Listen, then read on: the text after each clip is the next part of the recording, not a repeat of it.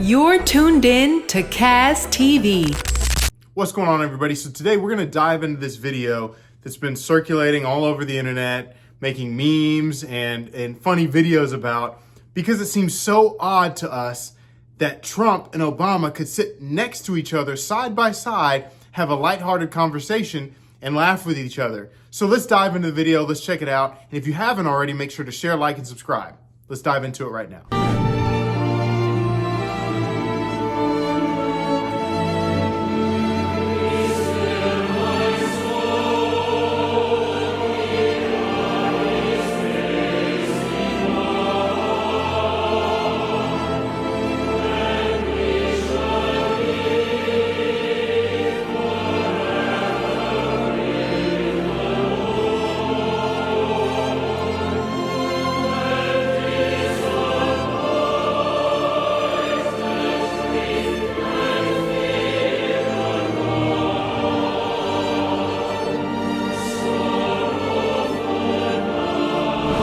The thing that's, I think, interesting to most people is they have this idea that these two people shouldn't be friends, they shouldn't talk to each other, they shouldn't like each other. And I don't think that's necessarily true, as we see right here. I'll give you an example. I played college football, and in rivalry week, the fans and people who are students at the school are getting really into the game and they're really into it. They really want the other team to lose and they think the other team's evil and all these other kinds of things. And then we get in there and we play the game. We got all of our energy out during the game, but the fans still had a bunch of pent up energy from what was going on during the game. They saw this person pushing and this person shoving. They couldn't let any of that out. They're still in the stands. What were you talking to Barack Obama about? He did look very friendly, I must say. I thought you guys hated each other. I didn't realize it, how friendly it looked. I saw it on your wonderful network just a little while ago before I came in, and I said, boy, they look like two people that like each other. And we probably do. We have little different philosophies, right? But we probably do.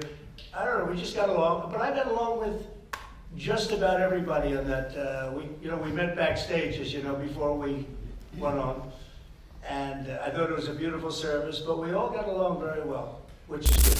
And it's interesting when Trump went and met with Joe Biden about transitioning his administration out, moving his administration into the White House, one thing Trump said was, you know how politics is. It's a dirty game. It's a tough game.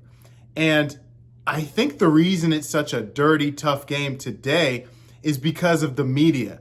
The mainstream media hypes everything up to the nth degree to where people like you and I are watching this content, watching these commentators saying what's going to happen, what this person meant by this, and if this person does this, this is going to happen to the whole country, and all these other kinds of things. And it just gets everybody so hyped up. And as a byproduct, we get very polarized. Think about it. One of the most liberal presidents ever sitting next to someone who's apparently Hitler of 2025, right? Are sitting and having a conversation together. If this person is really that evil, like the media has portrayed him to be, and taken things that he said out of context, why would Obama be sitting there like a normal guy, sitting next to him, listening to him, laughing with him? And why would Trump, if Obama is, the devil in human form, why would Trump be able to have a conversation with him?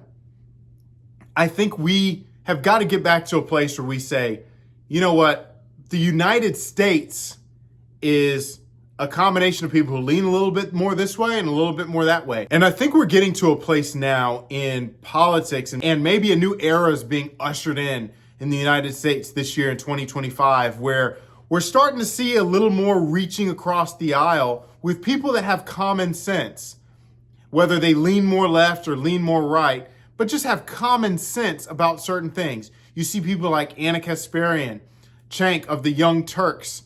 You're starting to see commentators from CNN doing podcasts with Patrick Bet-David. I think we're getting to a place where we're starting to say, okay, common sense is this, and we just need to get back to that, whether or not people are right-leaning or left-leaning. I'm just going to reach across the aisle to the other person that I see has got some common sense. So many rifts between and rivalries between these former presidents. But today, for at least, you can see them. There is comedy and somewhat of a camaraderie. Well, they're united in a unique way now that they have all won the right to be a part of the fraternity. But as you point out, they are, before arriving to the Oval Office, fierce rivals. And I think this is good to see. And for once, I actually agree with CNN when they talk about how it's actually good and refreshing to see these people who were sparring in the political arena actually get out in real life and are present for an event like a funeral service that really sheds light on everyone's humanity, where they can have a conversation, laugh, and say, you know what? At the end of the day, we're on the same team, or at least we should be. So what do you think? Are we ushering in an era of America that's less polarized and less divided, where we can be more united and actually be the United States? Or do you think this is just one moment and things are going to get back to the way things were earlier? If you liked this video, check this one out too. See you next time.